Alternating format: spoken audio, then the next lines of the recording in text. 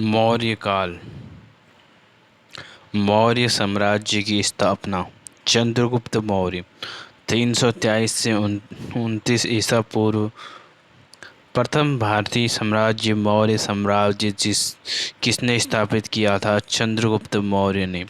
यूनानी विवरण में एरियन, स्ट्रैबो तथा जस्टिन ने चंद्रगुप्त मौर्य को किस नाम से पुकारा है?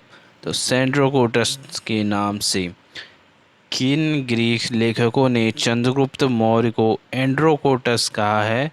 एपियानस तथा प्लूटार्क ने। किस इतिहासकार ने एंड्रोकोटस, सेंड्रोकोप्टस नामों की पहचान चंद्रगुप्त मौर्य से की? विलियम जोन्स ने।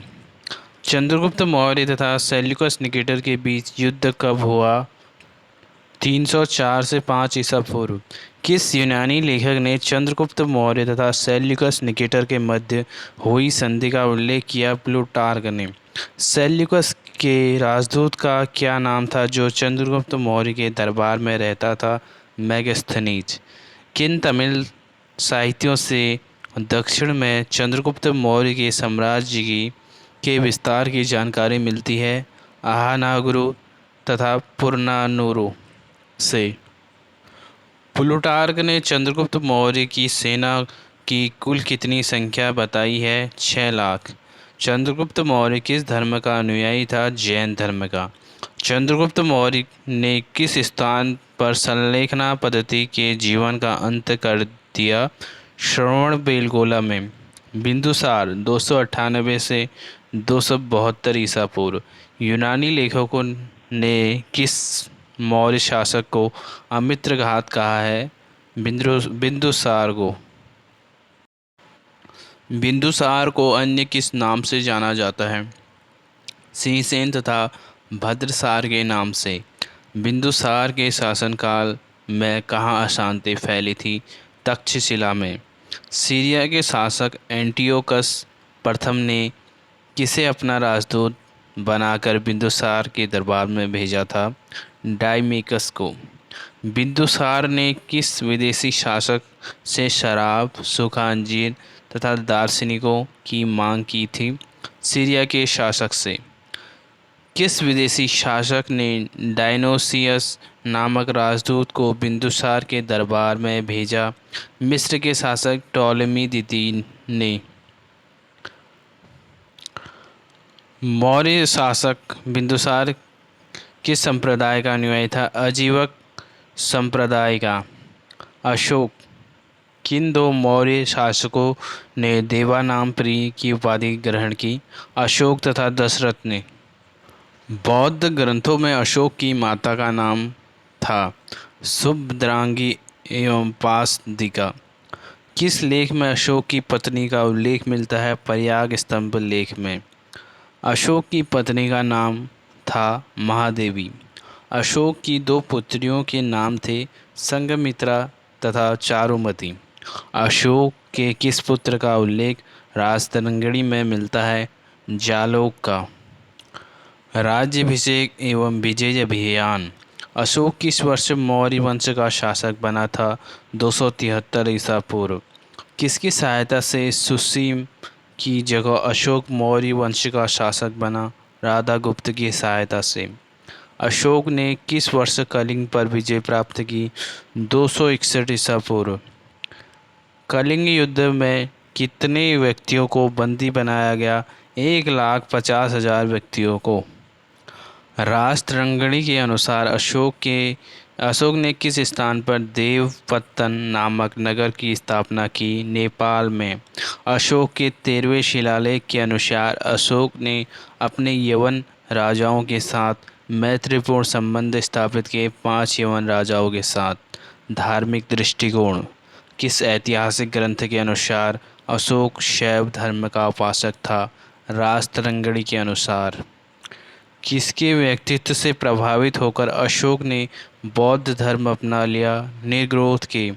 दिव्यादान के अनुसार किसने अशोक को बौद्ध धर्म में दीक्षा प्रदान की थी? उपगुप्त ने। अशोक ने किस स्थान पर कनक मुनि के स्तूप का संवर्धन किया? निगाली सागर में। अशोक के शासनकाल के दौरान किस स्थान में धार्मिक कर बलि को समाप्त कर दिया गया था? लुम्बिनी। अशोक ने अपनी धार्मिक यात्राओं का आरंभ किस स्थान से किया? बोधगया से। बौद्ध धर्म के प्रचार के लिए अशोक ने अपने पुत्र महेंद्र एवं पुत्री संघमित्रा को कहाँ भेजा? श्रीलंका। अशोक का धम्म। अशोक के धर्म की परिभाषा कहाँ से ग्रहण की गई? राहुलोवाद सूत्र से। अशोक की धम्म नीति का प्रमुख सिद्धांत क्या था? स्वयं नियंत्रण, स्व नियंत्रण। अशोक ने धम्म की शिक्षा देने के लिए किस अधिकारी की नियुक्ति की? धम्म महामात्र की। अशोक के किस स्तंभ लेख में धम्म की व्याख्या की गई है? दूसरे एवं सातवें स्तंभ लेख में। अशोक कालीन किन स्थलों के महामात्रों को संघ में फूट डालने के लिए उनके विरुद्ध आदेश जारी किए गए थे? कौशाम्बी एवं पाटलिपुत्र की। धम्म के प्रचार के लिए नियुक्त रज्जुकों, प्रादेशिकों एवं युक्तों को कितने वर्ष के पश्चात राज्य में भ्रमण करने का आदेश दिया गया था? प्रत्येक 5 वर्ष में। अशोक ने धम्म के विचारों को प्रसारित करने के लिए किन देशों में अपने दूत भेजे? सीरिया, मिस्र, ग्रीस तथा श्रीलंका। अशोक के शिलालेख। अभिलेखों के द्वारा जनता को संबोधित करने वाला प्रथम शासक कौन था? अशोक। अशोक के लगभग सभी अभिलेखों की भाषा एवं लिपि कैसी है? प्राकृत भाषा एवं ब्राह्मी लिपि। अशोक के उत्तर पश्चिम के अभिलेख किस लिपि का प्रयोग किया गया है? खरोष्ठी एवं अरमाइक लिपि का। अशोक के लघु शिलालेख, स्तंभ लेख, दीर्घ एवं लघु एवं गुहा लेखों की लिपियाँ कैसी हैं? केवल ब्राह्मी। अशोक के शहबाज गढ़ी, पेशावर एवं मनसेहरा हजारा अभिलेख किस लिपि में लिखे गए? खरोष्ठी लिपि में। अशोक का कौन सा अभिलेख द्विभाषी है जिसमें अरमाइक एवं यूनानी भाषा का प्रयोग किया गया? शर-ए-कुना अभिलेख। अशोक के किस अभिलेख में दक्षिण भारत राज्यों का अभिलेख हुआ? द्वितीय मुख्य शिलालेख में। अशोक के किस अभिलेख से कलिंग युद्ध का विवरण ज्ञात होता है? 13वें शिलालेख से। अशोक का एकमात्र उत्कीर्ण शिला रूप चित्र कहाँ पाया गया है? कंगनहल्ली में। फिरोज शाह तुगलक के द्वारा किन स्तंभों को दिल्ली में स्थापित कराया गया? मेरठ तथा टोपरा स्तंभों को। किस अभिलेख को रानी का अभिलेख भी कहा जाता है? कौशाम्बी अभिलेख को। अशोक के काल में के समीपवर्ती राज्यों यवन, गांधार, कंबोज इत्यादि का वर्णन किस अभिलेख में मिलता है? 13वें शिलालेख में। अशोक का एकमात्र उत्कीर्ण शिला रूप चित्र कहाँ पाया गया? कंगनहल्ली में। फिरोज शाह तुगलक के द्वारा किन स्तंभों को दिल्ली से स्थापित करवाया गया? मेरठ तथा टोपरा स्तंभों को। किस अभिलेख को रानी का अभिलेख भी कहा जाता है? कौशाम्बी अभिलेख। अशोक के काल समीपवर्ती राज्यों यवन, गांधार, कंबोज इत्यादि का वर्णन किस शिलालेख में मिलता है? 13वें शिलालेख में। अशोक के व्यक्तिगत नाम का उल्लेख किस शिलालेख में है? मस्की शिलालेख में। अशोक के स्तंभ लेखों में मुख्य रूप से किनका उल्लेख किया गया? धम्म एवं प्रशासनिक बातों का। अशोक का कौन सा अभिलेख सबसे छोटा है और उसका विषय प्रशासनिक न होकर आर्थिक था? रुमनदेई अभिलेख।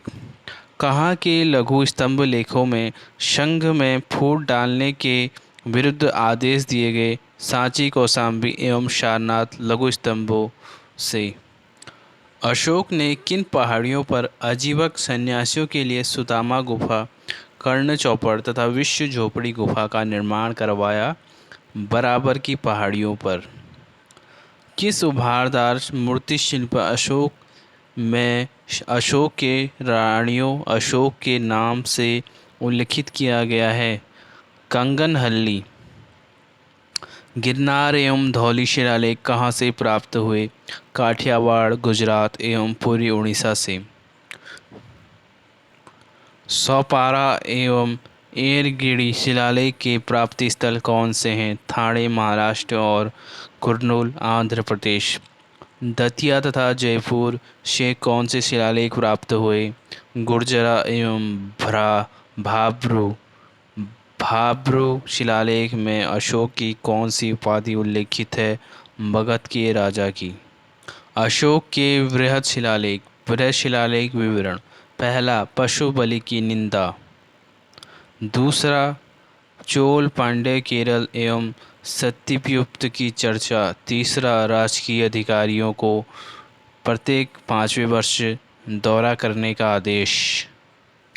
चौथा, भेरी घोष की जगह धम्म घोष की घोषणा। पांचवा, धम्म महामात्रों की नियुक्ति के विषय में जानकारी। छठा, प्रतिवेदक की चर्चा। सातवां, सभी संप्रदायों के लिए सहिष्णुता की बात। आठवां, सम्राट की धम्म यात्राओं का वर्णन। नौवां, विभिन्न प्रकार के समारोहों की निंदा। 10वां, धम्म नीति की श्रेष्ठता पर बल। 11वां, धम्म नीति की व्याख्या। 12वां, सर्वधर्म समभाव एवं स्त्री महामात्र की चर्चा। 13वां, कलिंग युद्ध का वर्णन। 14वां, अशोक ने जनता को धार्मिक जीवन व्यतीत करने के लिए प्रेरित किया। प्रशासनिक व्यवस्था। कौटिल्य ने अपने अर्थशास्त्र में राज्य के कितने अंगों का वर्णन किया है? 7 अंगों का। मौर्य शासन में किस प्रकार की प्रणाली थी केंद्रीकृत? मौर्य शासनकाल में मंत्रिपरिषद के सदस्यों के चुनाव में जिसमें कि उनके चरित्र की जांच की जाती थी, क्या कहा जाता था? उपधा परीक्षण। मौर्य शासन में महत्वपूर्ण मंत्रियों जैसे पुरोहित, सेनापति, सन्निधाता को कितना वार्षिक वेतन मिलता था? 48,000 पर्ण। कौटिल्य के अर्थशास्त्र में सबसे उच्च अधिकारियों को क्या कहा जाता था? तीर्थ। अर्थशास्त्र में दिए गए विवरण के अनुसार अनंतपाल नामक अधिकारी का क्या कर्तव्य था? मार्गों की सुरक्षा करना। मौर्य प्रशासन में कितने तीर्थों की चर्चा मिलती है? 18 तीर्थों की। कौटिल्य के राजकीय सप्तांग सिद्धांत के अनुसार कौन सा राज्य का 7वां अंग था? मित्र। मौर्य कालीन तीर्थ राज की अधिकारी। तीर्थ पदाधिकारी। पुरोहित, प्रमुख धर्माधिकारी। सन्निधाता, राजकीय कोषाध्यक्ष। युवराज, राजा का उत्तराधिकारी। नायक, सेना का संचालक। समाहर्ता, राजस्व विभाग का प्रधान। सेनापति, युद्ध विभाग मंत्री। प्रतिष्ठा, फौजदारी न्यायालय का न्यायाधीश। नायक, सेना का संचालक। कर्मातिक, उद्योग धंधों का प्रधान निरीक्षक। व्यावहारिक, दीवान न्यायालय का न्यायाधीश। मंत्री परिषदाध्यक्ष, मंत्रिपरिषद का अध्यक्ष। दंडपाल, सेना के लिए सामग्रियों को एकत्रित करने वाला प्रधान अधिकारी। अंतपाल, सीमावर्ती दुर्गों का रक्षक। आर्डविक, वन विभाग का प्रधान अधिकारी। नागरक, नगर का प्रमुख अधिकारी। दुर्गपाल, आंतरिक दुर्गों का प्रबंधक। दवारिक, राजमहल की देखरेख करने वाला प्रधान अधिकारी। प्रशास्ता, राजकीय अध्यायों को लिपिबद्ध करने वाला अधिकारी। अंतर्वर्षिक, सम्राट की अंगरक्षक सेना का प्रधान अधिकारी। मौर्यकालीन अध्यक्ष विभाग के प्रमुख। अध्यक्ष कार्य। पण्याध्यक्ष, वाणिज्य विभाग का अध्यक्ष। गवाध्यक्ष, पशुधन विभाग का अध्यक्ष। सुराध्यक्ष, आबकारी विभाग का अध्यक्ष। विविताध्यक्ष, चारागाहों का अध्यक्ष। सुनाध्यक्ष, बूचड़खाने का अध्यक्ष। मुद्राध्यक्ष, पासपोर्ट विभाग का अध्यक्ष। गणिकाध्यक्ष, गणिकाओं का अध्यक्ष। नवाध्यक्ष, जहाजरानी विभाग का। सीताध्यक्ष, कृषि विभाग का अध्यक्ष। पत्तनाध्यक्ष, बंदरगाहों का अध्यक्ष। मौर्यकालीन अध्यक्ष विभाग के प्रमुख। अध्यक्ष कार्य। अकराध्यक्ष, खान विभाग का अध्यक्ष। कोठराध्यक्ष, कोष्ठागार का अध्यक्ष। कुप्याध्यक्ष वनों का अध्यक्ष, संस्थाध्यक्ष व्यापारिक मार्गों का अध्यक्ष, देवताध्यक्ष धार्मिक संस्थानों का अध्यक्ष, पौत्वाध्यक्ष माप तौल का अध्यक्ष, आयुराध्यक्ष आयुष अध्यक्ष, अश्वाध्यक्ष घोड़ों का अध्यक्ष, शुल्काध्यक्ष व्यापार कर वसूलने वाला, मानाध्यक्ष दूरी एवं समय के संबंधित साधनों को नियंत्रित करने वाला अध्यक्ष, सूत्राध्यक्ष कताई बुनाई विभाग का अध्यक्ष, हस्त्याध्यक्ष हाथियों का अध्यक्ष, लोहाध्यक्ष धातु विभाग का अध्यक्ष, स्वर्णाध्यक्ष सोने का अध्यक्ष, लक्षणाध्यक्ष छापे खाने का अध्यक्ष, अक्षपटलाध्यक्ष महालेखाकार। प्रांतीय प्रशासन। मौर्य साम्राज्य को कुल कितने बड़े प्रांतों में विभाजित किया गया था? 5 प्रांतों में। मौर्य काल में उत्तर पश्चिम और मध्य एशिया के आने जाने के मार्ग का कौन सा केंद्र था? तक्षशिला। कौन सा मौर्यकालीन प्रांत उत्तर भारत से दक्षिण भारत को जोड़ता है? उज्जैन। मौर्य साम्राज्य में प्रांतों को क्या कहा जाता था? चक्र। मौर्य प्रशासन में चक्र को मंडलों में विभाजित किया गया था। इनके अधिकारी क्या कहलाते थे? महामात्य। मौर्य प्रशासन में मंडल जिले में विभाजित थे, उन्हें क्या कहा जाता था? विषय या आहार। अशोक के अभिलेखों में वर्णित किस अधिकारी का मुख्य कार्य प्रत्येक समय लोगों के समाचार को राजा तक पहुंचाना था? प्रतिवेदक का। मौर्य प्रशासन में प्रशासन की सबसे छोटी इकाई कौन सी थी? ग्राम। नगर प्रशासन। पाटलिपुत्र को किसने एक विशाल और खूबसूरत नगर बताया है? मेगस्थनीज ने। नगर का प्रमुख अधिकारी क्या कहलाता था? एस्ट्रोनोमोई। पाटलिपुत्र नगर के प्रशासन के लिए गठित 6 समितियों में कितने सदस्य थे? 30 सदस्य। न्याय प्रशासन। मौर्य काल में साम्राज्य का सर्वोच्च न्यायाधीश कौन होता था? सम्राट। मौर्य काल में फौजदारी न्यायालय को क्या कहा जाता था? कंटक शोधन। मौर्य काल में धर्मस्थली क्या कहलाता था? दीवानी न्यायालय। कंटक शोधन न्यायालय के न्यायाधीश को क्या कहा जाता था? प्रतिष्ठिता। मौर्य काल में चोरी डाके लूट के मामले को क्या कहा जाता था? साहस। मानहानि एवं मारपीट संबंधी मामलों को मौर्य काल में क्या कहा जाता था? वाक्या दंड पारुष। मौर्य काल में जनपद न्यायाधीश को क्या कहा जाता था? रज्जुक। मौर्य काल में सबसे छोटा न्यायालय कौन सा था? ग्राम न्यायालय। मौर्य काल में टैक्स को छुपाने या चोरी करने की स्थिति में कौन सा दंड दिया जाता था? मृत्युदंड।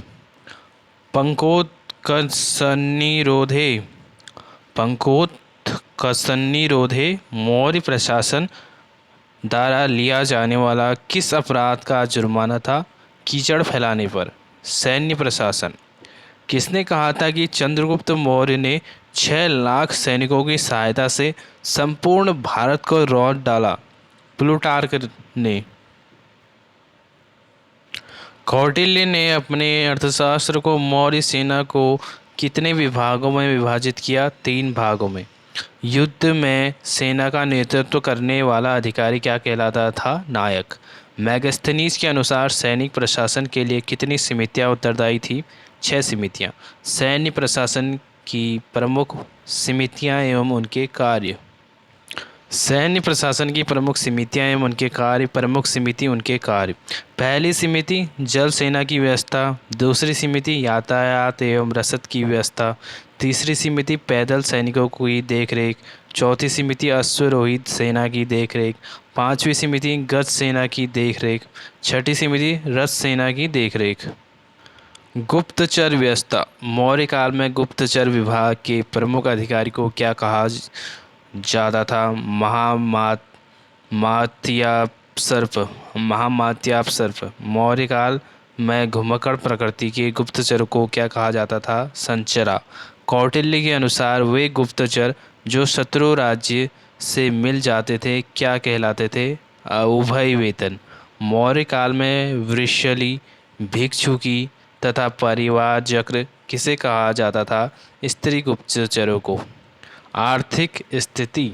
मौर्य शासन में कृषि योग्य भूमि पर कितना लगान वसूला जाता था? 1/4। मौर्य शासन में पिंड कर किससे वसूला जाता था? ग्राम से। मौर्य काल में कृषि, पशुपालन एवं वाणिज्य व्यापार को सम्मिलित रूप से क्या कहा जाता था? वार्ता। मौर्य काल में सीता किसको कहा जाता था? राजकीय भूमि को। किसके शासनकाल में प्रथम बार बड़ी संख्या में शूद्रों को कृषि कार्य में लगाया गया था? मौर्य काल को। मौर्य सम्राट द्वारा सिंचाई प्रबंधन की व्यवस्था क्या कहलाती थी? सेतुबंध। मौर्य काल में सिंचाई कर को क्या कहा जाता था? उदक भाग। मौर्य काल में वर्षा को मापने के लिए किस उपकरण का प्रयोग किया जाता था? अरत्ननी। अरत्तनी। मौर्य काल में बिना वर्षा की खेती वाली भूमि क्या कहलाती थी? अदेव मात्रक। मौर्य काल में अनाज, पशु एवं सोने के रूप में कर देने वाले गांव को क्या कहा जाता था? हिरण्य। मौर्य काल में कर मुक्त गांव को क्या कहा जाता था? परिहारिक। मौर्य काल के किस अभिलेख से अकाल की जानकारी मिलती है? महास्थान अभिलेख से। मौर्य काल में कौन से स्थान सूती वस्त्रों के लिए प्रसिद्ध थे? काशी, बंग, मालवा एवं कलिंग। किस स्थान का मलमल विश्वविख्यात था? बंग का। पूर्वी तट का महत्वपूर्ण बंदरगाह जहां से श्रीलंका के लिए जहाज मिलते थे, कौन सा है? ताम्रलिप्ति। मौर्य काल की वे वस्तुएं जिनका राज्य स्वयं व्यापार करता था क्या कहलाती थी? राज्यपर्णी। किस यूनानी लेखक के ने भारतीयों द्वारा श्वेत चमड़े के जूते पहने जाने का वर्णन किया? एरियन ने। मौर्यों की राजकीय मुद्रा क्या कहलाती थी? पर्ण। अर्थशास्त्र में सिक्के के लिए किस शब्द का प्रयोग किया गया? रूप। मौर्य काल में तौल की इकाइयाँ क्या थीं? आढ़त, प्रस्थ, कुंडु, पल एवं सुवर्णामास। सामाजिक स्थिति। मेगास्थनीज ने भारतीय समाज को कितनी जातियों में विभाजित किया? 7 जातियों में। कौटिल्य ने मौर्यकालीन समाज में कितने प्रकार के दासों की चर्चा की? 9 प्रकार के। मौर्य काल में कितने प्रकार के विवाह का प्रचलन था? 8 प्रकार के। सम्भ्रात घर की स्त्रियां जो प्रायः घर के अंदर रहती थी, उन्हें कौटिल्य ने क्या कहा है? अनिष्कासिनी। मौर्य काल में स्वतंत्र रूप से वेश्यावृत्ति करने वाली स्त्रियां क्या कहलाती थी? रूपा जीवा। मौर्य काल में प्रेक्षागृहों, रंगशालाओं में भाग लेने वाले पुरुषों को क्या कहा जाता था? रंगोपजीवी। किस काल में बलि एक प्रकार का धार्मिक कर था? मौर्य काल में। मौर्य कला एवं संस्कृति। मौर्य काल में देव मूर्तियों को बनाने वाले शिल्पियों को क्या कहा जाता था? देवताकारु।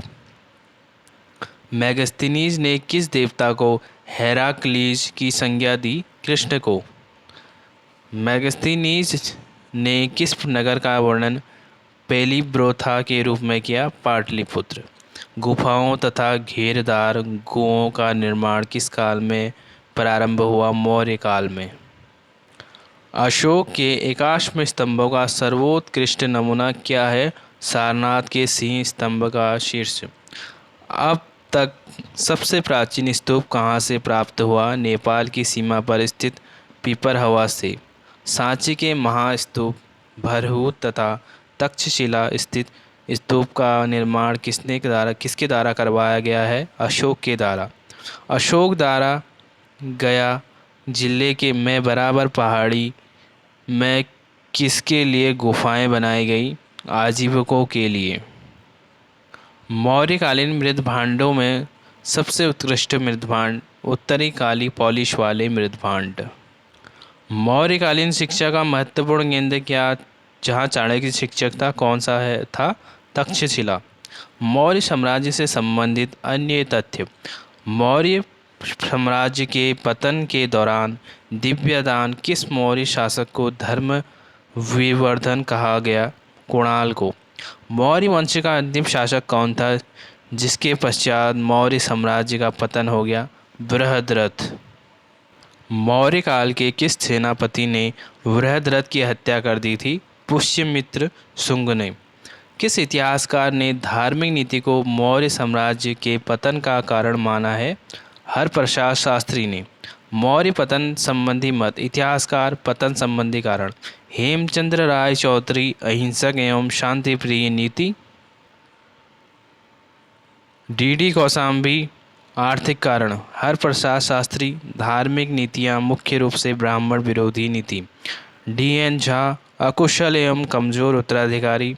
रोमिला थापर, अत्यधिक केंद्रीकृत शासन व्यवस्था।